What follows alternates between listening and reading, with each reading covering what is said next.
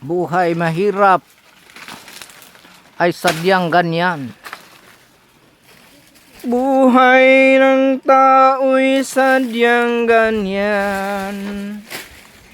Kahirap ay hindi mo maiwasan. Ano guys, oh, nagpanggap na mahirap yan, pero grabing bahay niyan, 10. Oh, kahit saan may lupa yan. Ito. Halimbawa lang nito, oh, sa kanya to hanggang doon sa taas, oh.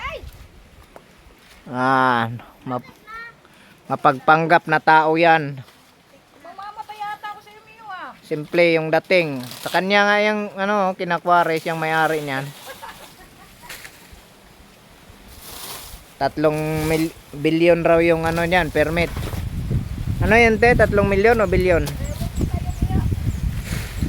Nag-in ang contract. Another 3 million na naman yan sa isang taon.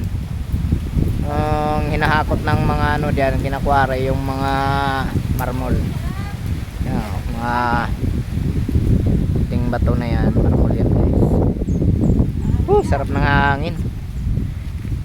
Isama niyo naman ako sa video. Oy. Harap natin yung video natin. Yaw. Pugi pa lang cameraman nila, oh. Maliwanag na yung saging. Oh. Bobong, dito rin na.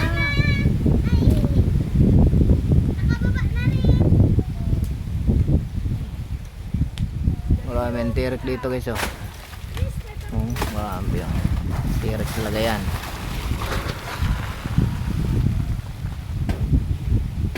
Ito lang yan sa Sitio Kalasisi, Antipolo City, Maganda na tingnan. Barangay Kalasisi, Sitio. Mahal ba? Mo doon, nandun sa ano, diyan sa may daanan, no. Pababa. Yung pababa na niyan, yung tinatanim kong kamuting kahoy, nandun yung sinilas ko. Oh, may ano na naman yan. Gusto yatang patayin yung mga tanim niya, oh. Pagsindi na naman ng apoy, oh. Talaga pag mapaglaro tayo ng apoy, oh. Yung niyog, natumba na. Saan? Ay, wala na yan. Yung tanim? Ay, Pag- mabubuhay pa yan. Paano mamatay, mabuhay pag na lata na yung ugat niyan? Yung puno, hindi pa. Ay, hindi na. Pag wala na yung... Importante, buhay yung ugat niya, yon.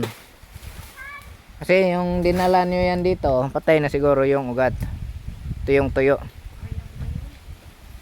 Dapat mga ganito.